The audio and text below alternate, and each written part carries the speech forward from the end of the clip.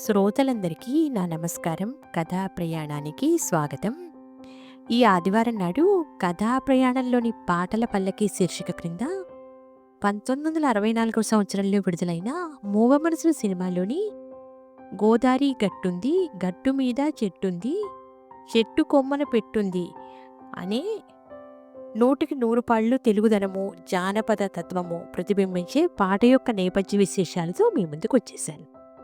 అందరినీ ఎంతగానో ఆకట్టుకున్న ఈ పాట రచయిత దాశరథి గారు, సంగీతం కెవి మహాదేవన్ గారు, గాయని శ్రీమతి సుశీల గారు. ఎంతగానో ఆకట్టుకున్న ఈ పాట ఇలా సాగుతుంది. గోదారి గట్టుంది, గట్టు మీద సెట్టుంది, సెట్టు కొమ్మను పెట్టుంది, పిట్ట మనసులో ఏముంది. ఒగరు ఒగరుగా పొగరుంది, పొగరుకు తగ్గ బిగుంది, తీయ తీయగా సొగసుంది, సొగసుని మించి మంచుంది. ఎండెలు ఉంది, ఎండా ఉంది, పువ్వు ఉంది, ముళ్ళుంది. ఏది ఎవరికి ఇవ్వాలో ఎడమరిసే ఆ ఇది ఉంది. గోదారి గట్టుంది, గట్టు మీద సెట్టుంది. పిట్ట మనసు పిసరంతైనా ప్రపంచమంతా దాగుంది. అంతు దొరకని నిండు గుండెలు ఎంత తోడితే అంతుంది. గోదారి గట్టుంది, గట్టు మీద సెట్టుంది. ఒక కొత్తదనం, నూటికి నూరు పాళ్ల తెలుగుదనం, అందులోనూ జానపద తత్వం అన్ని విధాలా సంతరించుకున్న చిత్రం మూగమనసులు.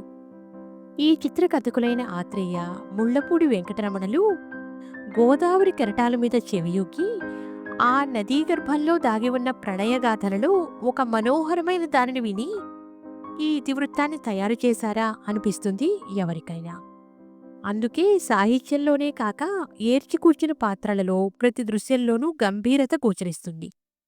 ఈ చిత్రం ఆద్యంతాలలో సుడులు తిరిగిన పూర్వజన్మ స్మృతి లాంటి అభూత కల్పనను విమర్శనాత్మక దృష్ట్యా మనసులోకి తీసుకోకపోతే ఈ అపురూపమైన కథకు అద్భుతమైన రూపకల్పన చేసిన సాంకేతిక నిపుణులు, ఈ చిత్రంలో పాల్గొన్న నటీనటులు ఎంతైనా అభినందనీయులు అని చెప్పి తీరాలి.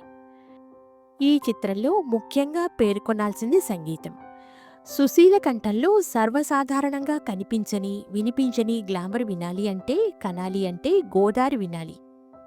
ఆమె అలా పాడాలి అనుకున్నప్పుడు ఆమె గాత్ర విన్యాసం ముందు తక్కిన చిల్లర గ్లామర్ కంఠాలన్నీ బలాదూరని తెలుసుకోవాలి. ఈ అద్వితీయమైన తీయదనం మొదటి సాకిలోనూ, సాకి వెనువెంటనే వెంటాడే దక్కముక్కల్లోనూ, ఆ తర్వాత వినవచ్చే వాయులీనాల సొగసులోనూ అన్నిటా ఉంది. ఈ పాటనే తలపోస్తూ ఆట విడిచిన థియేటర్లోనే కూర్చుండిపోయిన ప్రేక్షకులు అనేక మంది ఉన్నారు అప్పట్లో. నట్టభైరవి రాగంలో మామ స్వరార్చన ఎంత గొప్పదో నేటికి గోదారిని తలుచుకోగానే ఈ పాట గుర్తుకు వచ్చేస్తుంది. పాట మధ్యలో ఇంటర్లూడ్స్ అన్నీ పాశ్చాత్య పోకడలు, తెలుగు జానపదాల మేలు కలయికల మేటిగా ఉంటాయి. పాత్ర తన గుణగణాలు, తన వ్యక్తిత్వం అన్నీ పాటలో వ్యక్తీకరించేస్తుంది. అంటే ఇక్కడ సుశీల గౌరీ పాత్రను గాత్రంతో అభినయించాలి. పాటలోని ఆలాపన నుండి ముగింపులోని గుండెలోతులను ఆకలింపు చేసుకోవాలి. 100% ఇదే జరిగింది ఈ పాటలో. అందుకే ఇది ఆల్ టైమ్ హిట్గా నిలిచిపోయింది. గోదావరి నిరంతరం తరతరాలు సాగినట్లే ఏటిగట్లు, సెట్టు కొమ్మలు ఉన్నంతకాలం తెలుగు నేల మీద ఈ పాట చిరంజీవి. ఇక గీత రచయిత దాశరథి గారి దగ్గరకు వస్తే అన్ని రకాల గీతాలను అలవోకగా రాసి మెప్పించిన ఆయన జానపద గీత రచనలోనూ ప్రత్యేకతను నిరూపించుకున్నారు. అనేక చిత్రాలకు జానపద రీతిలో రాసిన గీతాలు మంచి ఆదరణ పొందాయి. నాటికి నేటికి నిత్య నూతనంగా నిలిచిపోయిన మూగమనసుల్లోని ఈ పాటే అందుకు ఉదాహరణ. భారతీయ చిత్రాల్లో, అందులోనూ తెలుగు చిత్రాల్లో ఆణిముత్యాలు అనదగిన వాటిని ఎంపిక చేస్తే ఈ మూగమనసులు చిత్రం ఆ జాబితాలో తప్పకుండా ముందుంటుంది. ఆదుర్తి సుబ్బారావు దర్శకత్వం, కెవి మహాదేవన్ సంగీత దర్శకత్వంలో వచ్చిన ఈ చిత్రంలోని మరపురాని గీతాల్లో మనం ముచ్చటించుకుంటున్న గోదారి గట్టుంది ఒకటి. గోదారి గట్టుంది, గట్టు మీన సెట్టుంది, సెట్టు కొమ్మను పెట్టుంది అంటూ వయసొచ్చిన ఒక అల్లరి అమ్మాయి ఆటపాటలను ఆవిష్కరించారు.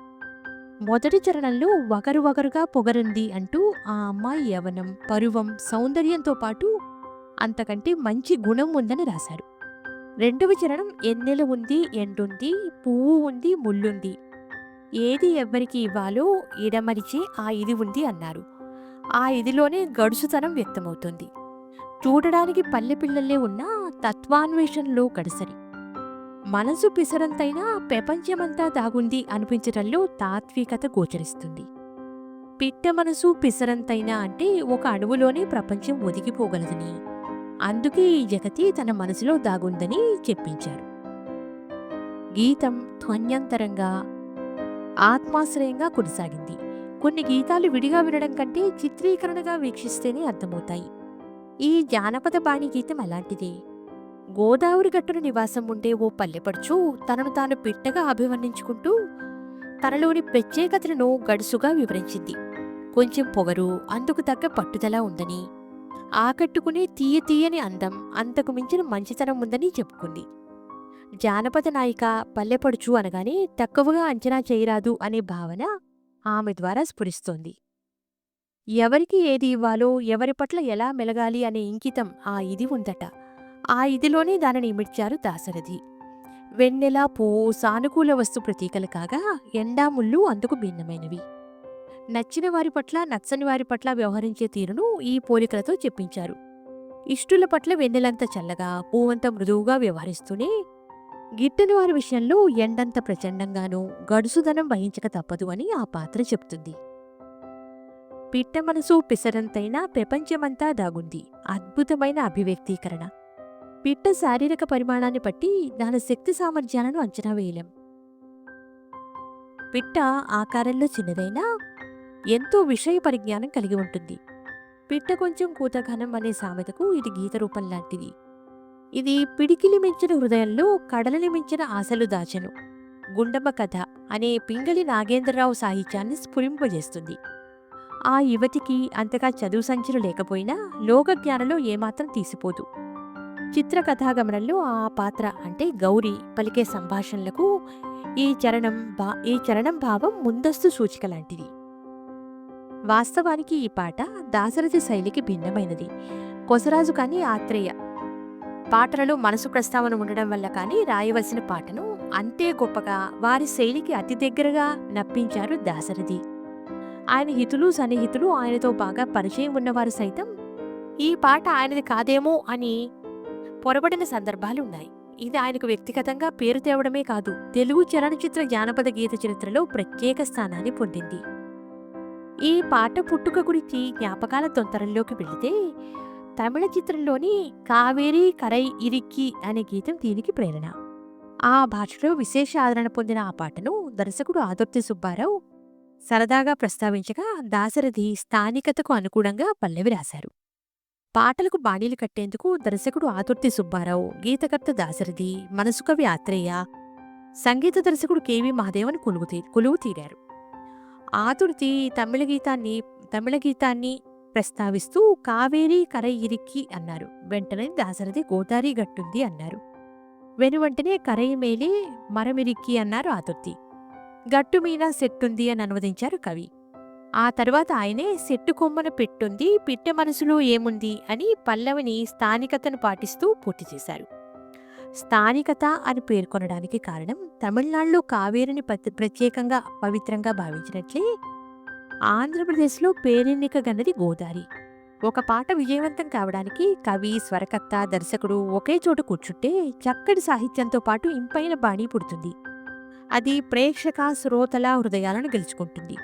తద్వారా కవికి మంచి పేరు వస్తుంది. ఈ లక్షణాలని పుణికి పుచ్చుకున్న పాటే ఇది. ఇక నటన పరంగా గౌరీ పాత్రధారి జమునకు మంచి పేరు తెచ్చిపెట్టింది. ఆమె అభిమాన పాత్ర సత్యభామ ఆలపించే పాట మీరజారగలడా నా యానతి తరువాత ఆమె నట జీవితంలో అంత పేరు తెచ్చిపెట్టిన పాట ఇది. ఆ సంగతిని ఆమె అనేక సందర్భాల్లో చెప్పారు.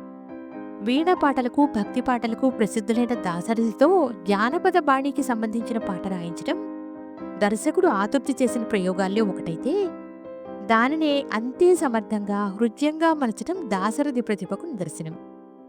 అల్లరి, గడుసు, పల్లెపడుచు పాడుకునే పాటగా ఇది చిరస్థాయిగా నిలిచిపోవడానికి కవి దాశరథి, దర్శకుడు ఆదుర్తి, సంగీత దర్శకుడు మహాదేవన్, గాయన సుశీల, నటి జమునలను పంచప్రాణాలుగా అనడంలో అతిశయం లేదు. అనంతర కాలంలో ఇలాంటివి ఎన్ని గీతాలు వచ్చినా దీనిని అధిగమించి పోలేదు. వెండితెర ఉన్నంతకాలం నిలిచి అపురూప దృశ్య కావ్యం 'మూగమనసులు' అయితే, అందులో ఆపాత మధురం 'గోదారి గట్టుంది' అనే ఇప్పుడు మనం ప్రస్తావించుకుంటున్న ఈ గీతం. విన్నారుగా 'మూగమనసులు' చిత్రంలోని ఈ 'గోదారి గట్టుంది గట్టు మీనా సెట్టుంది' అనే జానపద గీతం వెనుక ఉన్న నేపథ్య విశేషాలను, దానితో ముడిపడిన ఇతర విశేషాలను, ఆ పాట గీత రచయిత గురించి మరియు గాయని సుశీల గారి గురించిన ముఖ్యమైన అంశాలను వచ్చే వారం ఇటువంటిదే మరో మంచి పాట యొక్క విశేషాలతో మీ ముందుంటాను. అంతవరకు సెలవు. నమస్కారం.